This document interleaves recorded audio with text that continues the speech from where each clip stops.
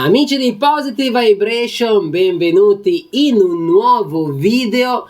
Quest'oggi, come avete visto nel titolo, parleremo di sport, emozioni e metodi per migliorarsi. Non sono da solo, ma sono con due amici che avete già conosciuto negli scorsi video. Ora ve li andrò a presentare, ma prima ricordatevi, seguite il canale, accendete la campanella per essere notificati ogni volta che esce un video, mettete un like e un commento e fateci sapere cosa volete vedere nei prossimi video. Ora andiamo con la sigla.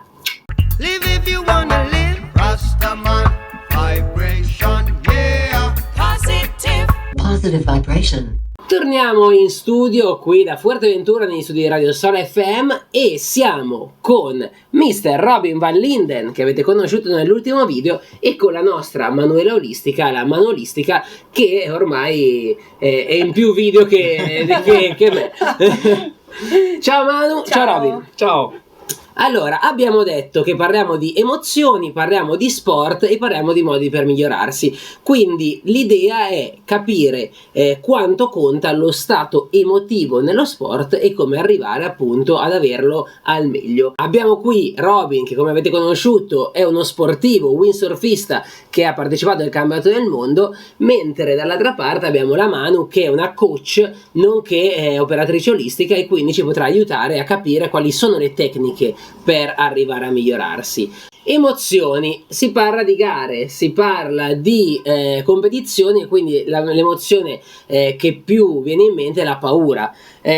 Robin, tu quando hai partecipato al campionato del mondo hai avuto paura? Che paura hai avuto? Com'è stata? Assolutamente, ho avuto paura, e questa volta non è stata una paura da devo fare questo e questo, è più stato che prima da fare la gara mi avevo fatto una struttura mentale delle manovre che volevo fare, e avevo la paura di non sapere se era possibile fare la struttura che io ne avevo per gareggiare. Ok, quindi tu ti eri pianificato dei trick da fare, ti eri pianificato la tua gara, però giustamente avevi paura che non ci fossero le condizioni, mancassero le tutte. Esattamente. Come possiamo aiutare un atleta in questo argomento? Allora, Robin ha fatto una cosa giusta, quella di pianificare, strutturarsi mentalmente come potersi comportare in questa situazione nel campionato mondiale.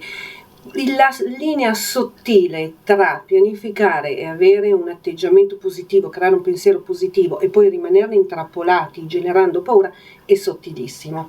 Quindi quello che si può fare è questo, pianificare come ha fatto Robin, ma quando si arriva di fronte al mare, che è tutt'altro che prevedibile, Chiaro.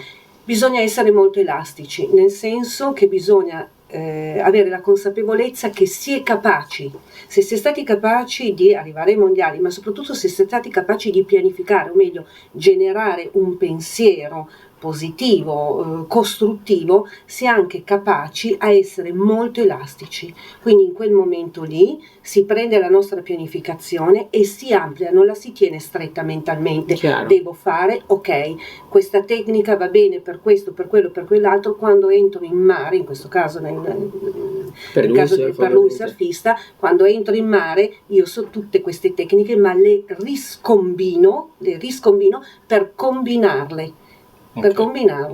Quindi lascio che la mia mente le faccia esplodere in espansione, perché dentro di te, dentro ognuno di noi, c'è il sapere che ti ha portato a pianificarlo. Quindi avere questa consapevolezza fa sì che tutto quello che tu hai pianificato si ricombina mentre tu lo stai facendo secondo l'onda che ti sta arrivando. Capito. Interessantissimo, brava Manu. Ok, quindi la paura l'abbiamo un po' spiegata.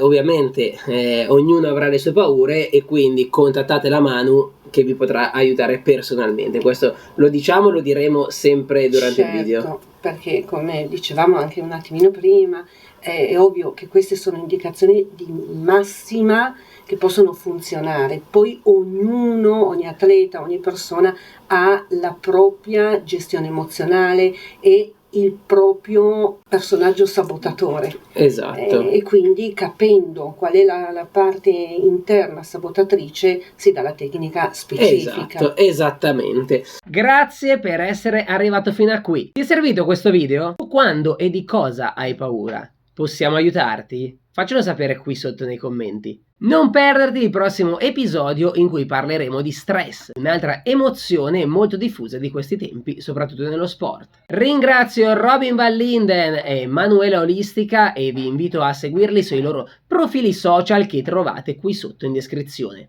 Non dimenticarti di seguire il canale, mettere un like al video e ovviamente accendere la campanella in modo tale da essere notificato per ogni nuovo video. Ci vediamo nel prossimo episodio, ciao e bella lì!